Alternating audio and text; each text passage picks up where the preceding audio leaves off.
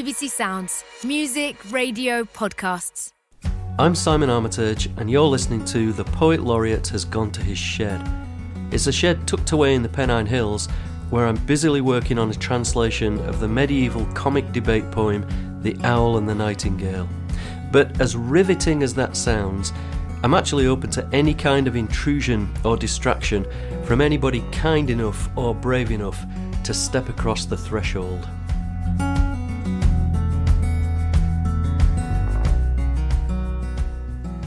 Well, I'm in the shed again, and it's a bit of a dull day, but to brighten it up, I have a guest with me, Sam Lee. Welcome, Sam. Thank you, Simon.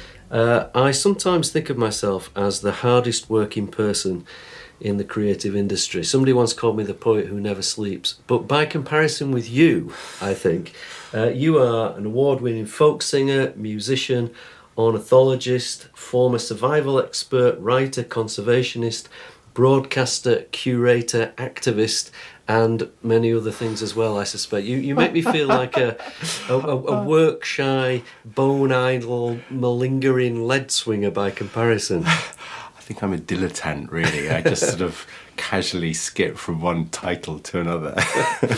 Well, we'll come on to all those titles and projects and talents later on. I just wanted to start by saying that of all the guests that we've had in the shed, actors, artists, many kinds of people, it seems to me that you're the most likely to have a shed. Would I be right in saying that or not? I have many sheds.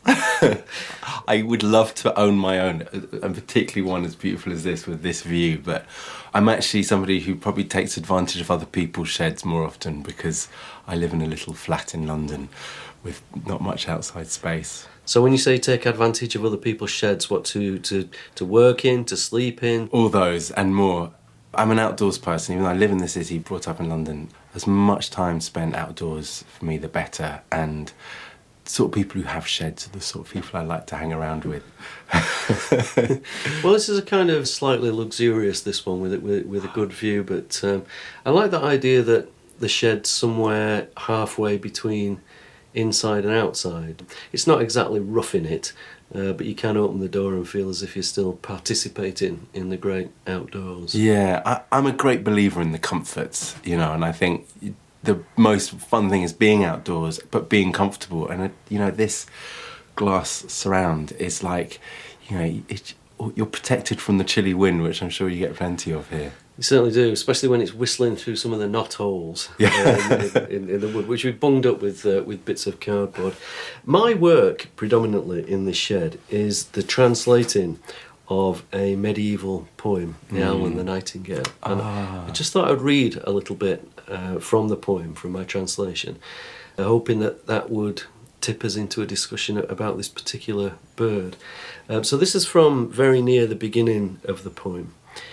The nightingale began by speaking from the corner of a clearing, perching on a handsome bough with blossoms hanging down and round, beside a densely knotted hedge entwined with reeds and bright green sedge. She gloried in that branch. It formed a kind of stage, and she performed the music of her repertoire as if she played a pipe or harp, as if each bright melodious note were not the product of a throat. You have a particular interest in nightingales, do you not, Sam? That's a wonderful translation as well. Thank you very much. It's a work in progress, anyway. When did you first become interested in this particular bird? Well, like a lot of things, they enter in quietly in a moment and plant a root in there, and that grows. And I think it was about 10 years ago, 11 years ago, that I was taken by some friends in Sussex to go and hear the nightingale sing, and I had not prepared for that, what that might be like, and it was a profound experience, but it's over the years of going regularly to hear them sing and getting closer and learning more, I've developed a relationship with the birds like no other creature that I know, and have gone on an amazing journey of becoming very connected to them and spending 6 weeks of the year listening to them singing with them. And I've just finished writing a book about the nightingale, so it's been a winter of utter immersion in the nightingale's world. Yeah, I was looking at that. I think the book's due out in April, so I figured that you must have finished it already. You think? Well, yeah, I know that. I know that period. Yeah, when you're still crossing things out and writing things in. Was that a daunting challenge, writing effectively a monograph about a bird which has a high position in literature? I mean, in the whole field of natural history, writing about birds is seen as very high status anyway. It's a bit like writing about cricket if you write about sport. There are books like Richard Maybe's Whistling in the Dark, is it called? Yeah. Which is about the birds. Stinkhorn and the nightingale. And, yeah. So was it with some trepidation that you embarked on this particular project? Oh, absolutely. I was terrified to the point of refusing to do it. I would never have dreamt that I would or could, but was somewhat arm-twisted into doing so, because there is such an extraordinary history and legacy of writing, particularly about birds, how powerful they are and how personal they are for so many different people in Britain. And then here is a bird that means so many things to so many different cultures. And in no way have I covered, or could one ever write, the thorough testament to the nightingale. But it's a personal work, and it's looking at their lives in the present, the history, on a natural history basis, on a social and folkloric and literature and poetry, and exploring the kind of international role that they play. And they throw out so many personalities, and it's a bird that I always think that the nightingales are such a wonderful canvas for our projections. Yet also they have their own identity, which is constantly changing depending on which perspective you look at them from, and how much of the human you have to let go of to understand them.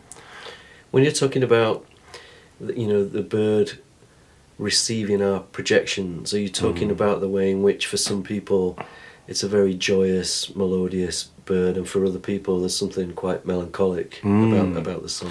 Absolutely, and the inheritance we have from the Greek tragedies and Philomela, and how that's impregnated a tragedy. This is from Ovid, isn't it? Yeah.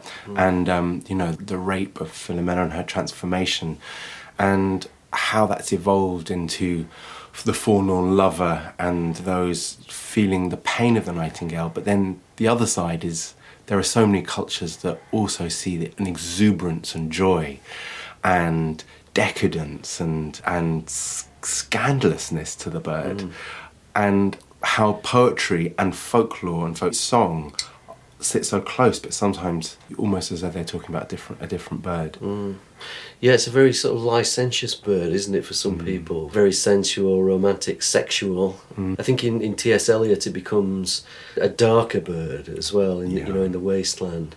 I'm envious sitting here listening to you talk about this bird, because our geography here is above the Nightingale line, if we might describe it like that. So it's usually drawn from the Humber down to the Severn, and my guess is, like a lot of birds, it's retreating further south. So, hand on heart, I've never seen a nightingale, and I have never knowingly heard one either.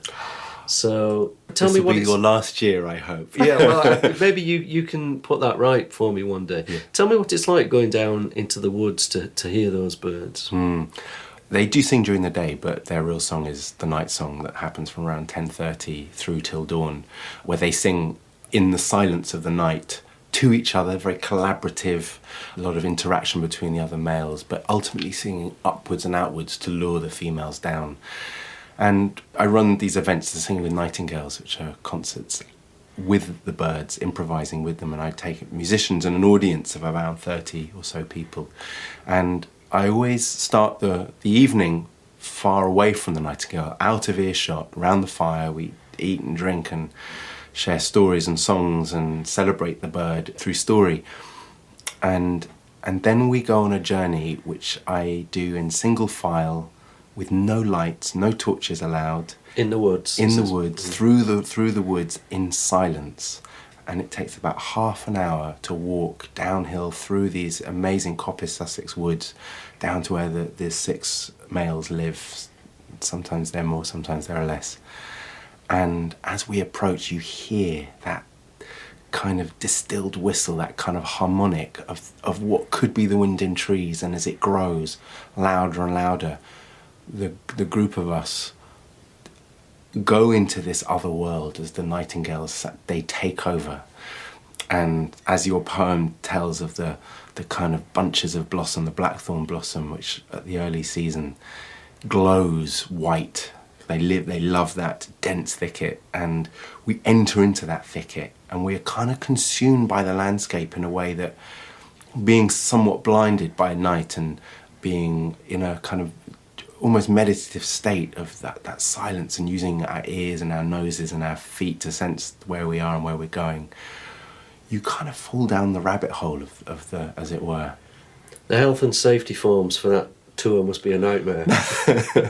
I do take risk, but I really believe that for people to have the profound experience that you can have outdoors at night, and what it does to your sensory perception, you have to step beyond the red tape sometimes, with caution and thought and care, but it pushes people out of their comfort zones, but onto that edge where the birdsong, which is so loud, I mean, your ears are throbbing. We get less than 10 feet away. People's whole bodies open up, and we sit there and people cry, and we play music and the bird responds. And I think that being pushed into the unknown is a very rewarding place to be. Have you ever had a no-show with the birds? I sometimes read about tourists who pay a lot of money to go and see the Northern Lights, and then they don't perform and they want their money back. Have the nightingales ever not turned up? Occasionally. It's strange that sometimes the night would seem perfect and they're not. They don't rise to the occasion. I have a strange technique of getting them to sing, and it's not by putting a little speaker unit, though you can use a recorded other males singing to coax. To get them to respond. Yeah, but there are ethical issues with that. But I do something called the overtone singing, the Mongolian style of harmonics, and that creates a very pure tone whistle on the harmonic scale. And when the males hear it, they just start going for it. So I've got this kind of wrangling technique. Can we hear that? Yeah, I'll give it a go. It's just I hold the drone and you'll hear the whistle over.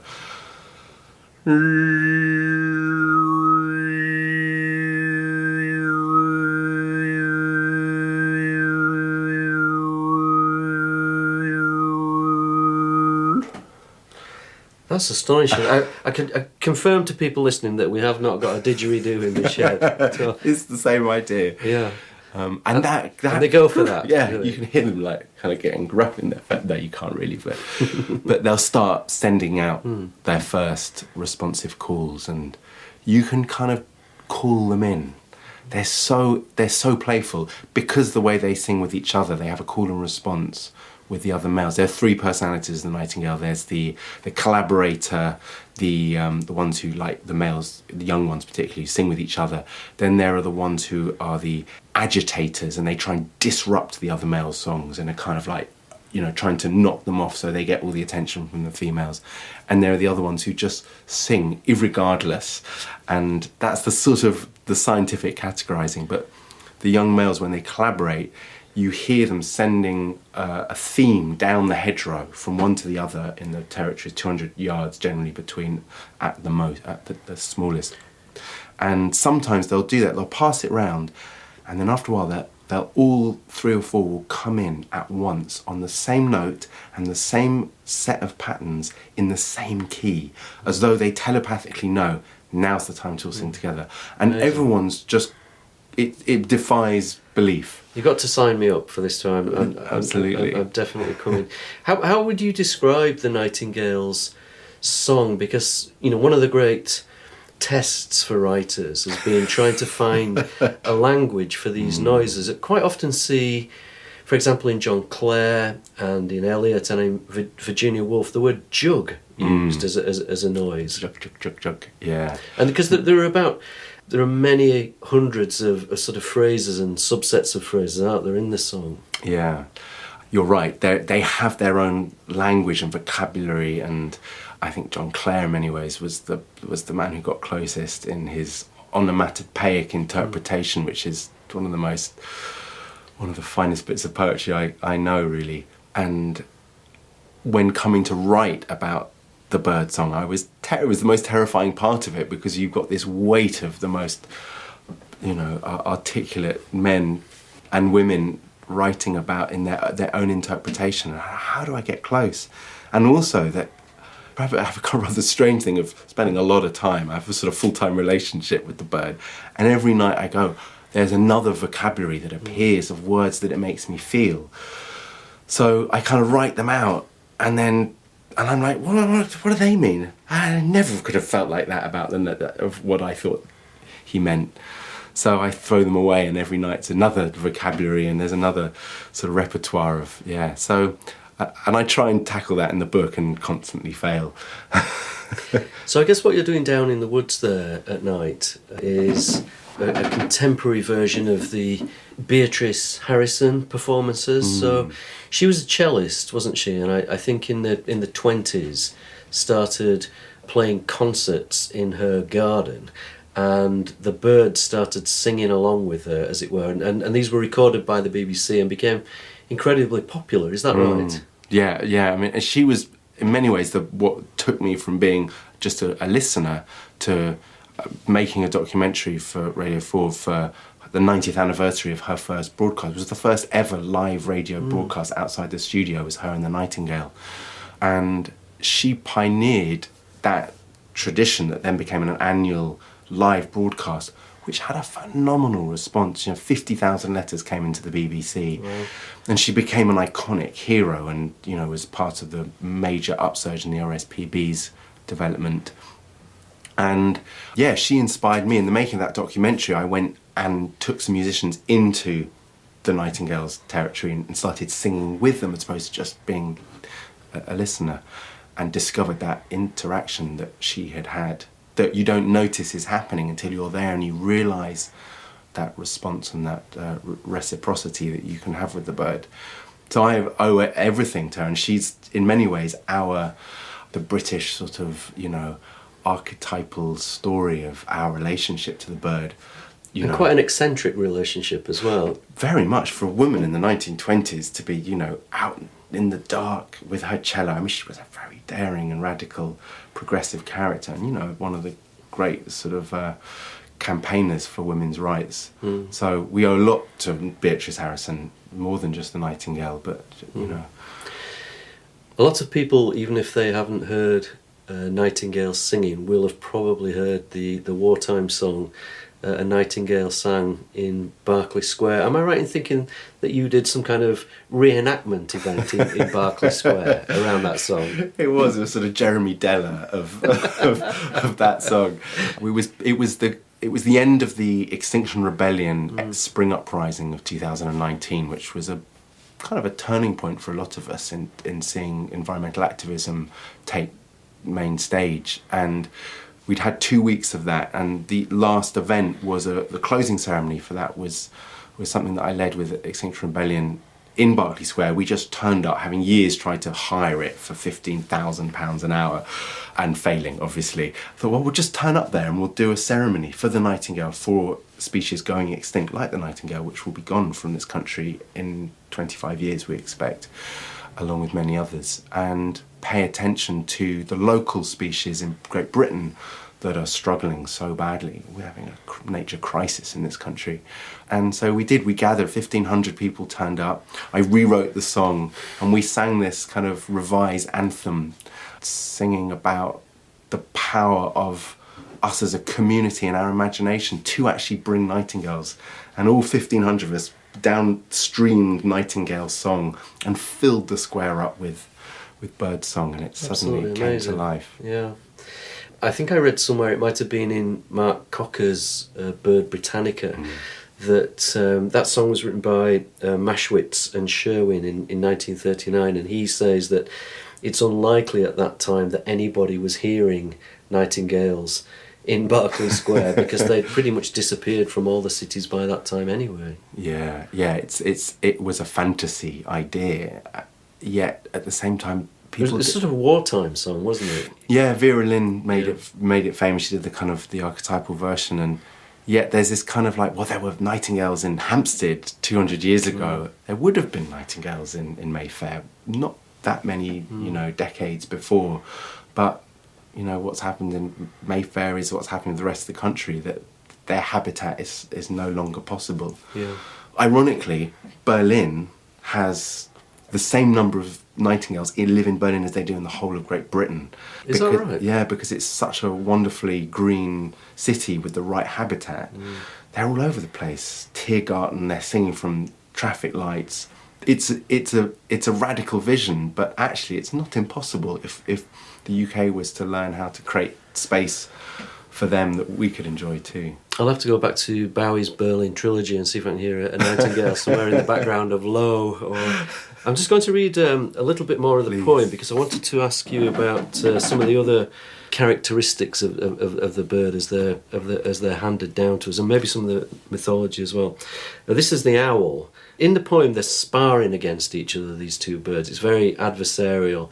They're constantly complaining of each other's qualities and attributes. And the owl says of the nightingale, "She listened for what felt an age, the owl, then flew into a rage. 'You're called a nightingale,' she spat, but blabbermouth's more accurate." And then later on in the poem, again, this is the owl talking about the nightingale singing. "But you sing all and every night, from sunset through to morning light. The whole night long you sing a song that chatters on and on and on, a shrill and chirrupy display that carries on throughout the day and causes trauma in the ears of anybody living near, a song so cheap it has no worth for people anywhere on earth. For as a rule, a thing that pleases rankles if it never ceases. Harps and pipes and songs of birds eventually grate on the nerves, just as the cheeriest of scores seems not so cheery anymore if endlessly performed. Your song is likewise wastefully prolonged." So this is one thing that we hear, isn't it, about the nightingale, that he doesn't know when to shut up.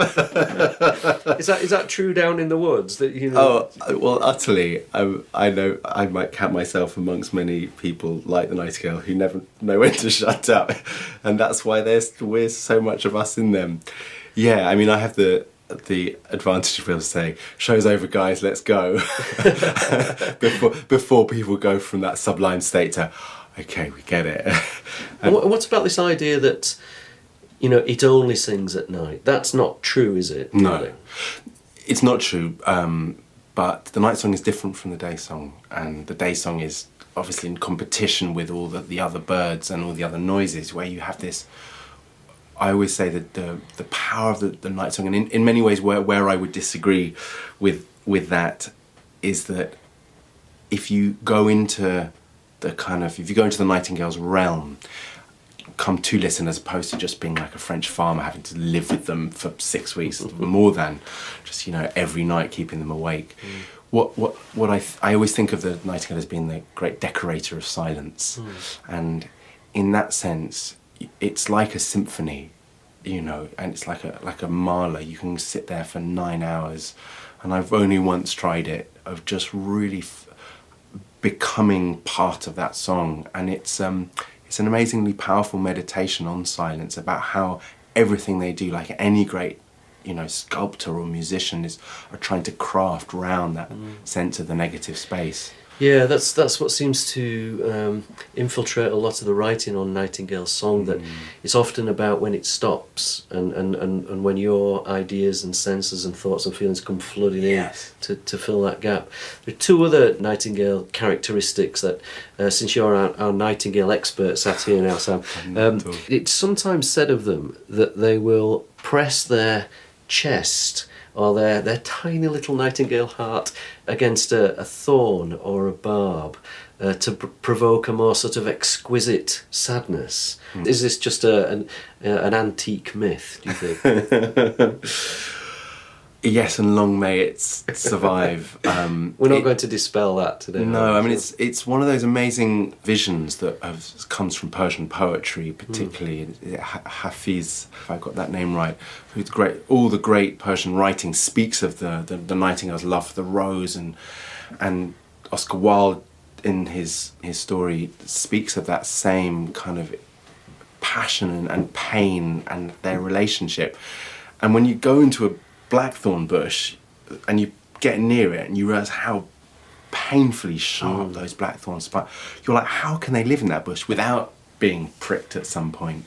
But I think there's also there's something magnificently true about it, about how that sense of exquisite ecstasy that comes out of the bird is so close to the sort of, the pain of love and all those qualities of the agony of passion, that he fits his song into our sort of sound world. And you can see why that's such a wonderfully poetic idea, that out of this tangled thicket of impossible barbs and thorns comes this most incredible song.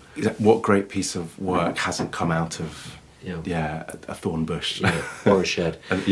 and the other characteristic, a slightly less romantic one here, that is levelled by the owl at the nightingale, is to do with its choice of habitat. So you might be able to shed some light on this moment of the poem. This is the owl accusing the nightingale. Arriving at a person's plot, where thorns and branches knit and knot, by hedgerows and by tangled weeds, where people go to squat and pee, that's where you like to hang around, and won't withdraw to cleaner ground. At night, while I pursue the mouse, you loiter by that little house, perched on a nettle or a reed, at song behind the toilet seat. It's there you frequently appear, where people bend and bare their rear. Had you heard about this accusation? I don't remember this. This is brilliant. And this is where the great tension of adoration of birds and poetry, and that kind of clash between the practical and the ecological, and the kind of the human kind of how we regard things through such a sort of through the shed windows. And I think this challenges something really important for the now, and it is an environmental thing, which is of how we regard landscape as being sacred or the profane, and that what we see as beautiful and manicured and lawns and tree lines and fields, to a bird that's not the habitat I need or could survive in, and that's for your aesthetic. And actually, the nightingale needs a dense thicket full of insects feeding off whatever dung there is, and I, for me, actually, on a wilderness level, the sort of marginal land that the nightingales live in, those kind of rough bits between fields and the unwanted spaces, they're for me the most exciting. They're full of mystery and wonder and impenetrability and possibility. And they're also the most ecologically rich places and hold the most numbers of birds and invertebrates. That's a fantastically eloquent defence of the nightingale's choice of the dunny as its habitat. I think it ought the Nightingale Society ought to appoint you as its spokesperson. We're going to move on to a little section that we have in the shed in a minute. But just before we do that, can you tell us about having a top 20 hit? Well, I didn't. You kind of. I was the Svengali who go, you nightingales and turtle doves. I think I could get you to number one. And I can't really take any credit for this. It was the RSPB song "Let Nature Sing." It was just birds singing, wasn't it? Yeah. The fun that we had was, instead of we didn't put any instrumentation. There was nothing more than careful edit, and what I felt we wanted to do to create 2.5 minutes, that's what the radio space would allow, is create a conversation between the different birds in a fantastical but also authentic way that took a 2.5 minute journey from dawn through different landscapes, from wetlands to forest to field margins to highlands, moorlands, seashore, and represent the great native birds, many of them migrant, all of them endangered bar a few, and imagine what a sort of a lyrical conversation, kind of, Chinese whisper might be of each bird in a slightly bit of rhythm with a nice bit of kind of, And it was released as a single, just birdsong, sort of chronological birdsong throughout the day. Yeah. Was it Dawn Chorus Day in 2019 when it was That's released? right, yeah. And what number did it reach in the charts? Number 18. Number 18. I think Top of the Pops was only still around. short of having Robbie Williams in the shed, I don't think we're ever going to beat that. I think you're always going to be our chart topper. I was listening to it the other day and trying to identify all the birds and couldn't. It starts with a cuckoo, doesn't it? Yeah. Which was terrific. That's the sort of emblematic bird of the village where I grew up, just a few miles away. This myth that we thought the cuckoo brought the spring, and if we could catch it, it would be spring forever. So we built this tower for it, but we forgot that the bird could fly, and we didn't put a roof on the tower, and so off it went. I think the idea is that we're all idiots. You know, that's the thrust. But I think there's a bittern in there, isn't there? There's certainly an owl. Yeah, and there's a tawny owl, isn't there? Yeah. But is there a nightingale in there as well? Right at the very end. Okay. Of course. Yeah. Okay, I'll go back to that. Well, it's with some trepidation then, speaking to somebody who's compiled a chart-topping song of birdsong that I now play you our little theme tune to take us into the next section. So you've got a choice here, Sam. You can either have the owl or the nightingale. Which owl is this? It will be a tawny owl, I think. Yeah. Yeah, let's have a tawny owl. It's too early in the year for the nightingale.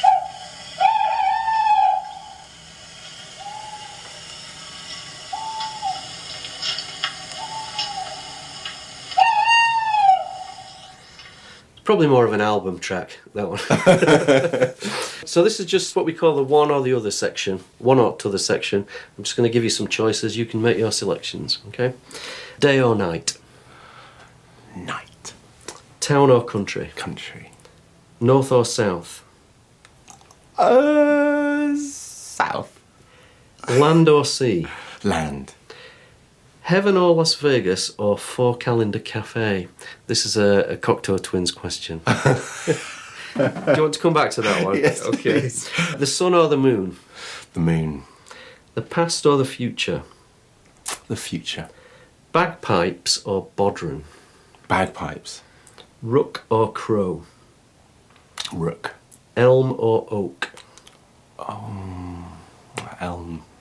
Bear Grylls or Ray Mears? We'll go with Ray, right? Arctic or Antarctica? Arctic. Major or minor? Minor. God or no God? God. Badger or fox? Fox. Get involved or walk away? Get involved. Such a thing as ghosts or no such thing as ghosts? Ghosts. The Lord of the Rings or Game of Thrones? Lord of the Rings. To be or not to be? To be. Owl or nightingale? Nightingale. Great. I want to talk to you, Sam, about, some of your many projects. Can you tell us about the album, which I think is called Old Wow? Is that right? That's it, yeah. Where did that name come from? It came from a buzzard, actually, and I'll try and condense the story as best as possible because all the best things in the world come from a bird. Yeah, but, Sam can talk to buzzards. Well, buzzard talked to me. It was a download. It was a time when I was having a struggling time in life, but with nature as well. I had spent very little time in nature, becoming a musician and going for it that way, and I had to confront a kind of failing relationship. The sex was bad, we weren't talking, etc. You thought, I'll go and have a chat with the buzzards. Yeah. So I did. I went out and spent a week in Scotland, in the hills there, and went with a question. how can I love nature more? How can I rekindle that relationship? And in that 5 days I went on this journey, and a moment of great despair walking to the top of this mountain, on this journey, I called out, how can I love you more? And as this happened, this buzzard swooped down, just dropped on top of my head, not touching, but 10 meters above me, and just started screeching down on me, and then started spiraling on the thermal up and just calling round.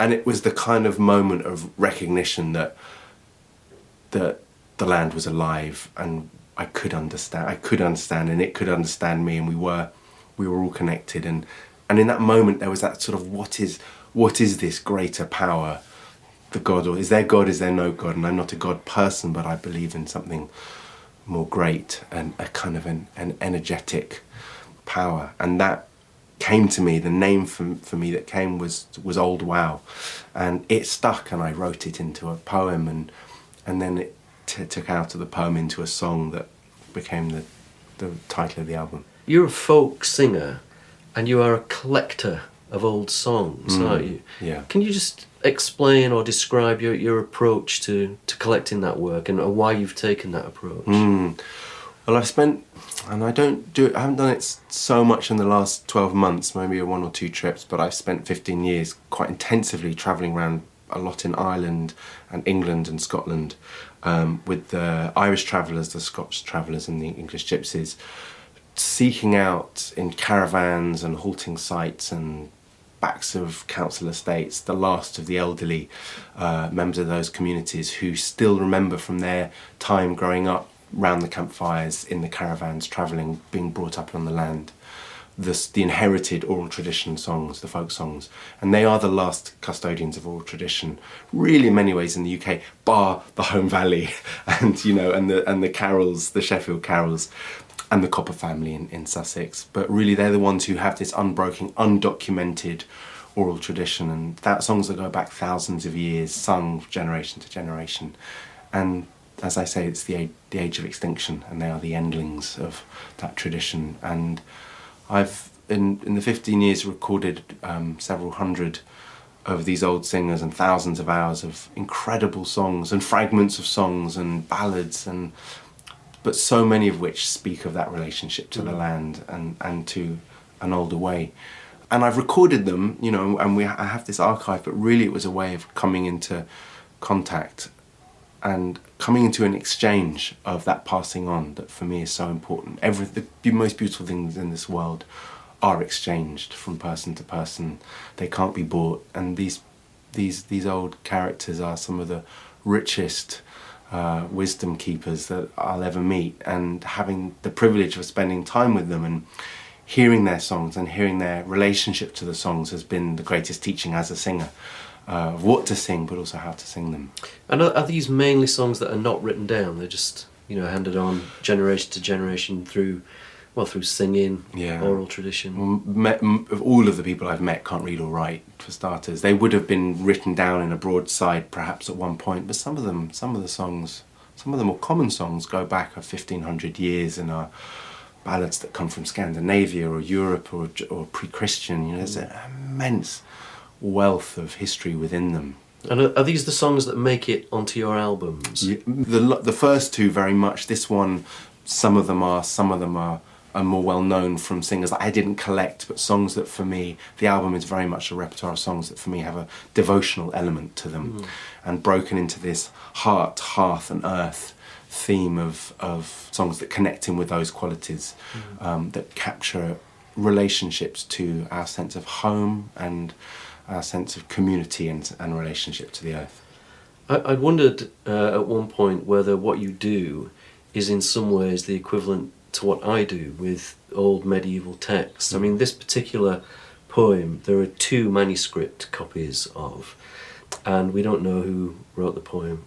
So, it's just these 2 documents. It's not Aesop then? No, I mean, okay. A lot of the stories have their roots in myths and folk tales that go back. But in this particular poem, in its written form, well, I was about to say it's unique, it isn't. There are two copies of it, but they're virtually the same. And Sir Gawain and the Green Knight, which I've translated, there is only one copy of. And again, we don't know who wrote these poems. And in some ways, that makes them certainly more mysterious, but more... I don't know. It makes you like them more somehow. They're more potent. They're more potent. They're more inhabitable as well, because they don't seem owned by a particular personality. Yeah. I was thinking that you are also, with your curation and collection of these old songs, you're like a kind of nester. Somebody who would take birds' eggs, but without the plunder. You're a good nester. I incubate them and hatch them. Yeah. Where are we going with this metaphor? Well, I think the way I think about it is the difference between preservation and conservation. And there's a term that for me has always been very important in my relationship to music, but actually more than that, art in general in life, is from Mahler, which is that tradition is tending the flame and not worshipping the ashes. And every poem, whatever, or song, or whatever, there's an ember in it, and the role is to blow and coax that back into flame, and to rewild that flame. And some people are about holding it and kind of keeping it tight, and for me, it's about creating wildfire in a way. Yeah, I think it's the same in literature with what we sometimes describe as the canon, and just holding on to that as the only thing that exists, and not letting things in or out. Or seeing it the other way, which is that literature belongs to everybody. It's a kind of huge democracy. Is your lovely song "Lovely Molly" a gypsy or travelling song? Is that a song that you've collected? Yeah, it's a song. It's a Scots Traveller song from. And collecting it was from the family from Stanley Robertson, who I was apprenticed to, Scots Traveller from Aberdeenshire. I've mentioned it because the Nightingale pops up in that song, doesn't it? Yeah. As you were saying earlier, there ain't no nightingales in Aberdeenshire.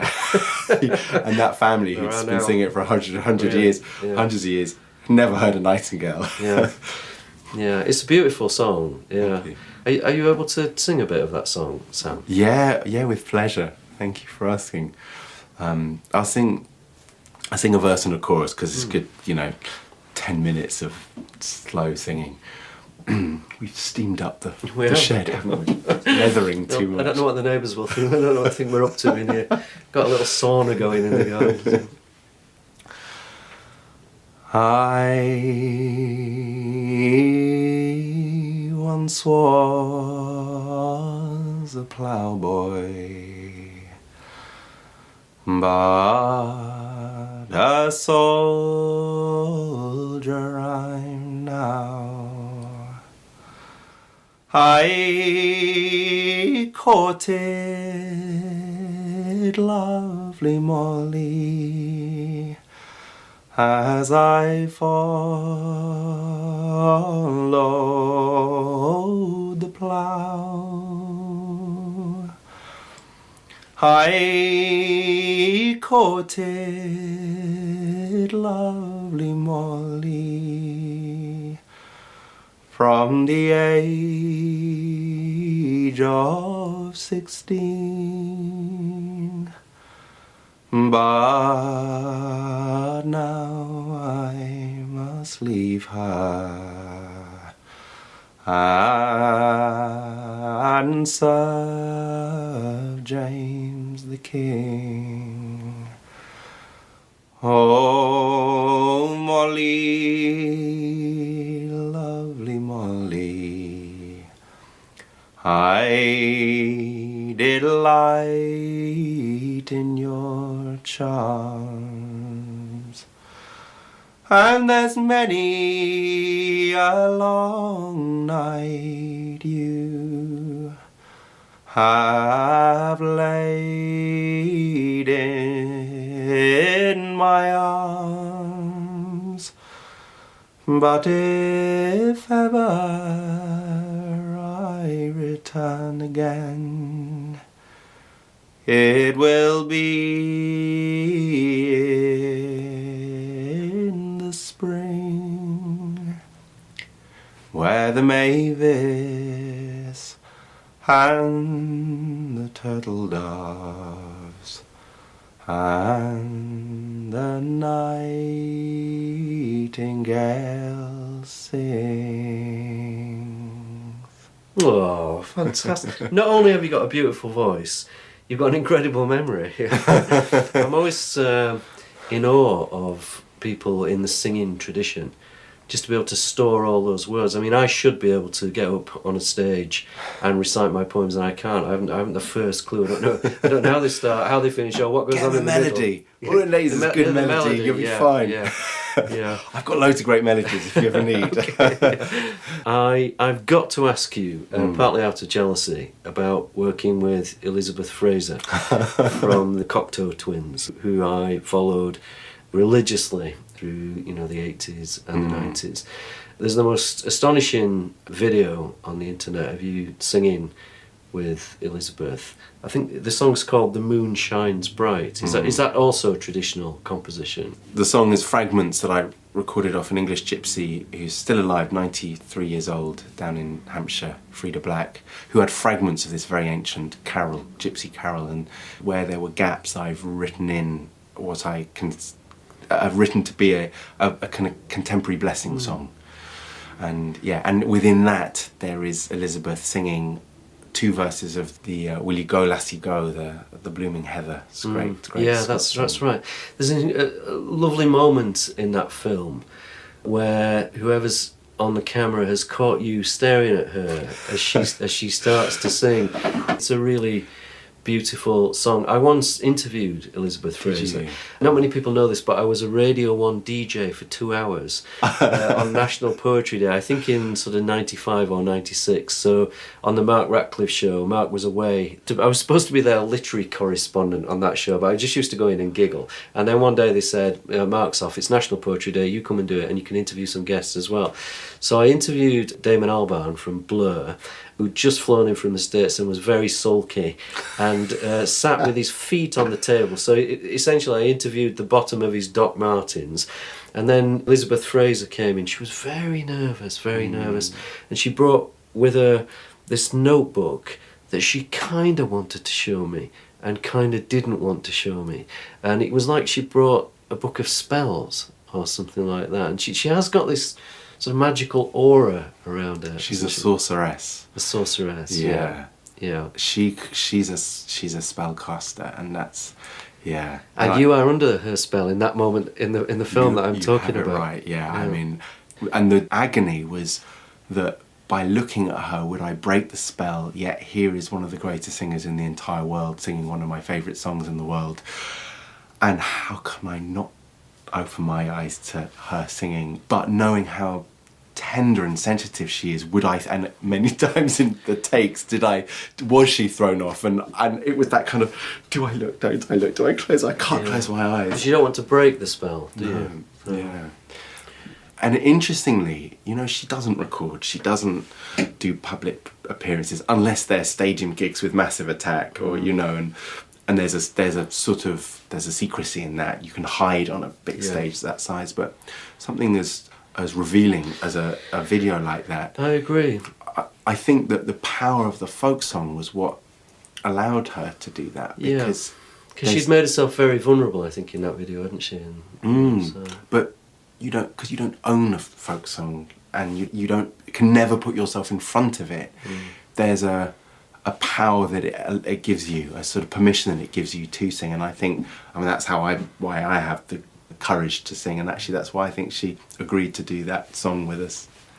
We're going to move on to the show and tell section. So you can have the Nightingale theme tune this time. This is the moment where I play it and you say, actually that's not a nightingale. We have to go back through the whole series.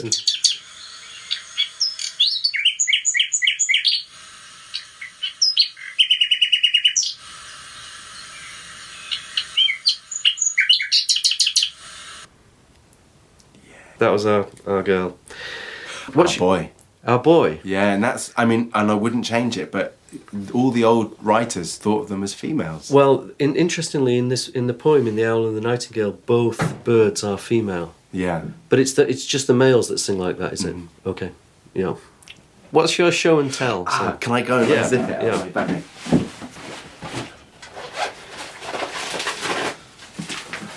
This is like... Oh, it's in a jiffy bag. Looks like a little jewel bag. I brought you a twig, Simon. Oh, that's... Is this a twig from a Sussex wood? No. It's an oak tree, which I didn't choose in your... You chose the elm, I think, didn't I you? chose the elm because the elm are faring worse than the oak. That's a twig that I snapped off a dead bit of old cruvy. And old cruvy is, I think, the holiest tree in Great Britain. And old cruvy lives on the side of the old road of Llanfannan, which is an ancient path that's been walked by the Scottish travellers for, they say, thousands of years. And Old Cruvy is the seat of all the great stories and songs from the travellers. And many of the stories talk of Old Cruvy holding the great wisdom. And every so many years, Old Cruvy will lift his roots up and walk off, revealing an amazing treasure of gold underneath. And the travellers in the summer would, once they left the houses in the spring, when the yellow was on the broom, would go onto the road of Llanfannan with their wares to go and sell and work on the land and live for the 6-9 months outside. And the first place they'd go, all the families would gather round Old Cruvy and light the fires and live and download the songs from this incredible oak tree. And this is a piece of that very tree? Yeah. So this is like 3 inches long, I don't know, a centimetre in diameter, an actual piece of Old Cruvy. I'm not going to be cursed by the Old Cruvians, am I? Also? No, not at all. You will only grow the power. Thank you very much. It's for you to keep. Well, that's incredibly. So I'm going to put it up on my shelf here with all my paraphernalia. I've only got owl paraphernalia in this hut. Nightingale paraphernalia is very difficult to come by. But thank you for that. my show and tell is in here, and I think I keep it in a little plastic test tube, but I think it's a jay feather. Would you agree? Yeah, it's got that iridescent blue. Yeah, so it's the panel feather from a jay's wing, and I always think that anything blue in nature has been hard won, through the body colour, or the science or the soul. So this is just a tiny little feather. I found it on the lawn out here. These striations of blue and black and white, but it's a beautiful blue as well, isn't it? It's iridescent. Yeah, it's an expensive colour. Yeah. Yeah, it's the kind it's of lavish, isn't it? The Titian blue. Yeah. There's a wonderful story that I've sort of adapted from a Romanian folk tale about how the nightingale got his song. Once upon a time, all the birds were just brown, and they got into real trouble because when come mating season, they didn't know one from the other, and there was lots of interspecies affairs, and so they had to deal with this, and they went to God to find I'm abbreviating this heavily, but went to God to ask to solve this problem, and God decided that she'd get her paintbrushes out and she'd paint every bird and give them all colour. And I like to think that the blue on the kingfisher and the jay were the costly birds. Because the nightingale is famously a sort of unlovely bird to look at, really, isn't it? I think the owl describes the nightingale in the poem as being like a ball of soot. Are you sure I can keep that bit? With pleasure. If you come to it in months from now and go, what the hell is this? Why is this? And it gets thrown away. That's what's meant to happen. Now I'm going to put it on my writing desk with all my sort of gonks and G-jaws and various superstitious bits and pieces. Have I got time to tell you one little story about it? I'll get it there. You can hold it while you're telling the story. Thank you. So I was introduced to this tree by Stanley Robertson, who was my teacher and the last of the Scottish travellers, whose ring I'm wearing now. And Stanley's buried just in the churchyard in Llanfannan, just where the old road begins. And the story about the gold is long told, and many versions of it. And when he died, it was in August in 2009.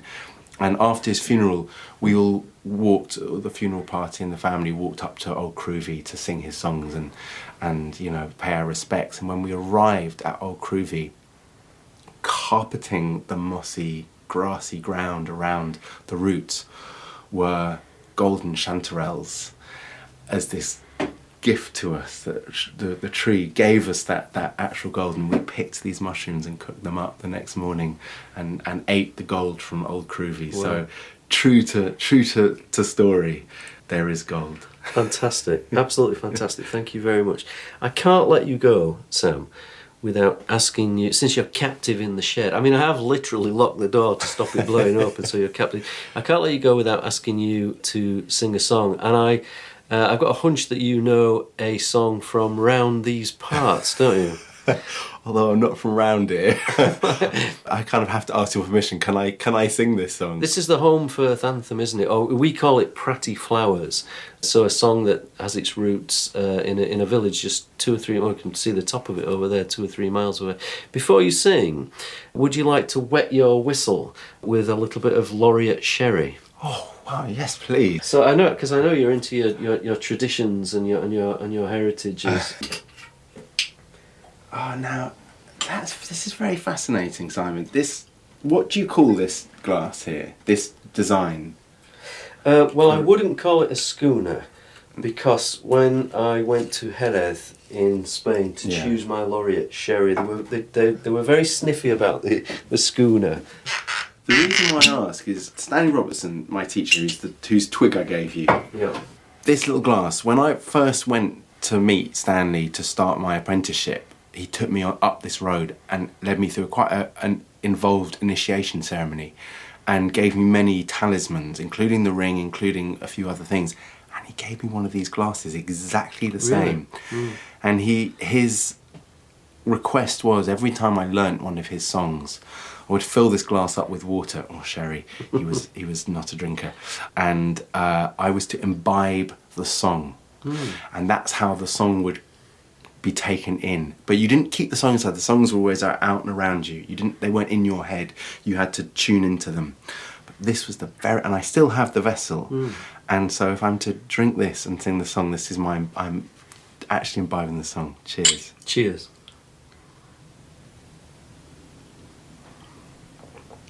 Mm. Is that a nice drop? It's lovely. And you're going to join in with me? I probably won't be able to stop myself on the occasional line if that's not heresy.